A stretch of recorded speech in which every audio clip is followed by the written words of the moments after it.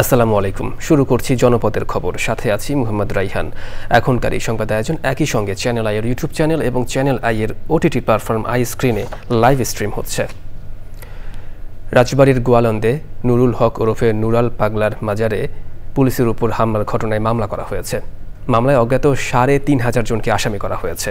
শুক্রবার রাত ১২টার পর গোয়ালন্দ ঘাট থানার এসআই সেলিম বাদী হয়ে মামলাটি করেন।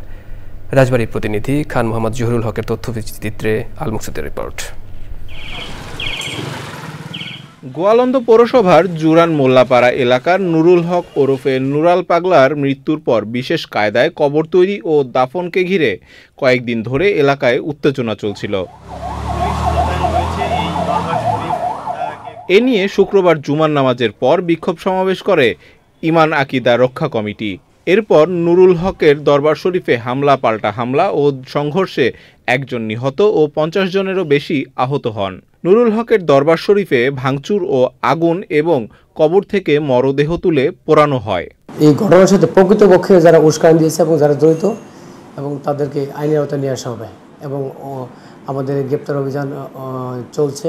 ইনশাআল্লাহ আমরা সামনে ভালো কিছু আমরা দিতে পারবো আশা করি। পরিস্থিতি নিয়ন্ত্রণের চেষ্টা করলে পুলিশের ওপরও হামলা চালানো হয়, ভাঙচুর করা হয় পুলিশের গাড়ি। এ ঘটনায় অজ্ঞাত ৩৫০০ মানুষকে আসামি করে মামলা করা হয়েছে। ইচ্ছাকৃতভাবে আমাদের কাছে মনে হয়েছে যে তারা একটা শান্তিপূর্ণ পরিস্থিতি বিঘ্ন ঘটানোর জন্য তারা এসে প্রথমে পুলিশের উপরে হামলা চালায়, পরে গাড়ি ভাঙচুর করে। সেখানে ইউনো ছিল, তারও গাড়ি ভাঙচুর করে এবং পরবর্তীতে তারা এই বিক্ষুব্ধ অবস্থায় তারা মাজারে যায় এবং মাজার ভাঙচুর করে অগ্নিসংযোগ করে। ঘটনার পর থেকে নুরাল পাগলার দরবার শরীফ এলাকায় পুলিশ মোতায়েন রয়েছে। দরবার শরীফে বন্ধ রয়েছে সাধারণ মানুষের প্রবেশ। আল মুকসিদ, চ্যানেল আই। রাজশাহীর পবা উপজেলায় বড়গাছি ইউনিয়নের পানিশাইল চন্দ্রপুকুর গ্রামে আজিজ ভান্ডারের খানকা শরীফে হামলা ও ভাঙচুরের ঘটনায় এলাকায় থমথমে অবস্থা বিরাজ করছে। প্রত্যক্ষদর্শীরা জানান, প্রতি বছর ঈদে মিলাদুন্নবী উপলক্ষে খানকা শরীফের পক্ষ থেকে ৩ দিনের দোয়া মাহফিলের আয়োজন করা হয়। শুক্রবার আয়োজনের প্রথম দিন ছিল। জুমার নামাজের পর কয়েকশো মুসল্লি হামলা চালিয়ে পুরো খানকা শরীফ ভেঙে দেয়। খানকার পীর আজিজুল ইসলাম অভিযোগ করেছেন, জুমার নামাজের পর পুলিশের উপস্থিতিতে হামলার ঘটনা ঘটলেও কোনো পদক্ষেপ নেওয়া হয়নি। পবা থানার ওসি মনিরুল ইসলাম জানিয়েছেন, হামলা হতে পারে এমন খবরে সেখানে আগে থেকে পুলিশ মোতায়েন ছিল, তবে ৫ থেকে ৬০০ মানুষ একসঙ্গে সেখানে হামলা করেছে, তাই পুলিশের কিছু করার ছিল না।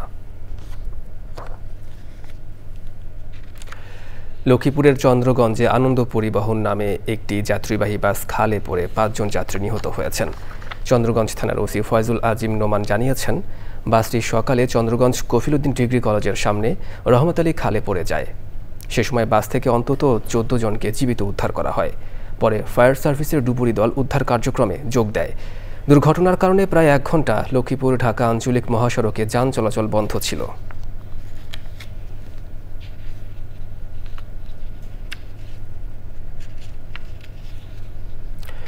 চট্টগ্রামে পবিত্র ঈদে মিলাদুন্নবী সাল্লাল্লাহু আলাইহি ওয়াসাল্লাম যশনে জুলুসে অসুস্থ ও পদদলিত হয়ে ২ জন নিহত হয়েছেন। আহত হয়েছেন আরও কয়েকজন। আহতদের মধ্যে একজনকে আইসিইউতে নেওয়া হয়েছে। নিহতরা হলেন পটিয়ার বাসিন্দা আয়ুব আলী ও শহরের কালামিয়া বাজার এলাকার সাইফুল ইসলাম। যশনে জুলুসটি শহর প্রদক্ষিণ করে জামিয়া ময়দানে ফেরার পথে মুরাদপুর এলাকায় প্রচণ্ড ভিড়ে এ ঘটনা ঘটে। হতাহতদের উদ্ধার করে হাসপাতালে নিয়ে যান আঞ্জুমানে রহমানিয়া ট্রাস্টের মেডিকেল টিমের সদস্যরা।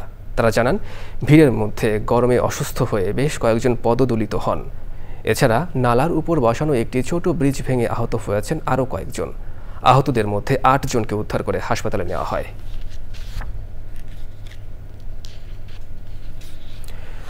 ডাক, টেলিযোগাযোগ ও তথ্য প্রযুক্তি মন্ত্রণালয়ের দায়িত্বপ্রাপ্ত প্রধান উপদেষ্টার বিশেষ সহকারী ফয়েজ আহমেদ তৈয়ব বলেছেন, চিঠি আদান প্রদানের গুরুত্ব কমে গেছে, তবে ডাক বিভাগ এখন ই-কমার্স, এফ-কমার্স সহ অনলাইন বেচাকেনার পার্সেল গ্রামে গঞ্জে পৌঁছে দিতে গুরুত্বপূর্ণ ভূমিকা রাখছে।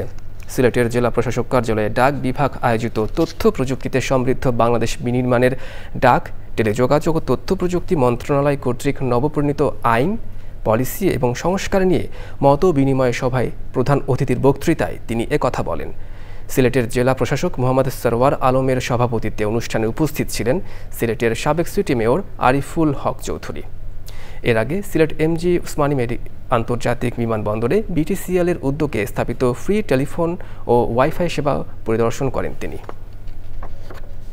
টেলিযোগাযোগ সেবা এবং ইন্টারনেট সেবার জন্য যে আপনারা বুঝতে পারছেন যে আমাদের সবার একসাথে কাজ করার একটা প্রয়োজনীয়তা রয়েছে। এর বাইরে সিলেটে এবং এই বিভাগে অনেক হাওড় বাওড় আছে এবং অনেক পর্যটন এরিয়া আছে। এই এরিয়াগুলোর কিছু কিছু রিমোট এই এলাকায় টেলিযোগাযোগের সেবাদান ধীরে ধীরে এটাকে সম্প্রসারণ করে যখন একটা স্টেজে আসবে তখন বাংলাদেশের প্রতিটা জেলার, প্রতিটা উপজেলার, প্রতিটা ওয়ার্ডে এটাকে পৌঁছে দেবো উদ্যোক্তা বান্ধব মডেলের। তার আগে আমরা উদ্যোক্তাদেরকে ট্রেনিং দেবো, এখন আমরা পাইলট করছি।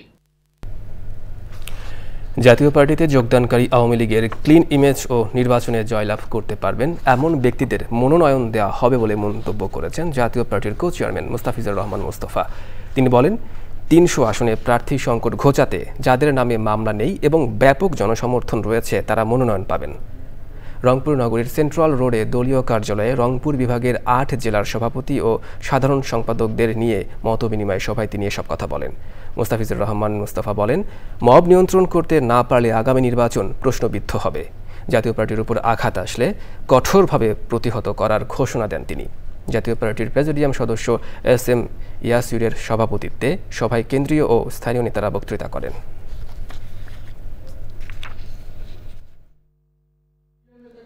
আওয়ামী লীগের সমর্থক, সে তার বিরুদ্ধে কোনো মামলা মোকদ্দমা নাই। সে যদি যোগ্য প্রার্থী আমরা মনে করি, আমরা দেবো না কেন? দেবো, অবশ্যই দেবো।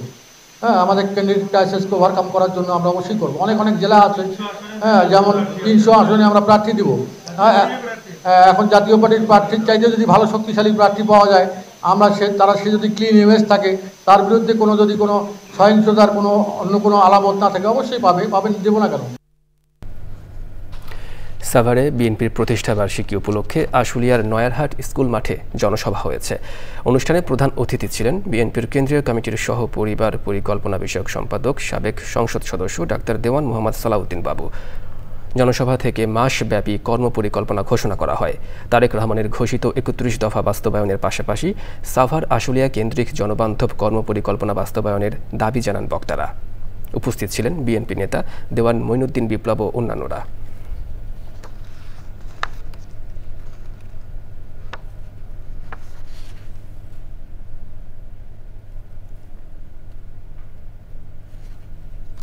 এবারে প্রতিনিধিদের পাঠানো তথ্য ভিডিওচিত্র রাজীব আহমেদের রিপোর্ট। বিএনপির ৪৭তম প্রতিষ্ঠাবার্ষিকী উপলক্ষে চট্টগ্রামের লোহাগড়ায় সমাবেশ ও র্যালি করেছে উপজেলা বিএনপি ও অঙ্গ সংগঠনের নেতাকর্মীরা।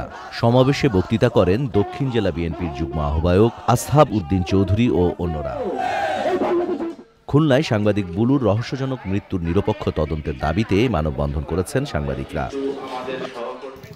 নাটোর পৌরসভায় সরবরাহ করা পানি পান করে ডায়রিয়ায় আক্রান্ত ২০০-রও বেশি মানুষকে চিকিৎসা সেবা দিয়েছে সেনাবাহিনীর সদস্যরা।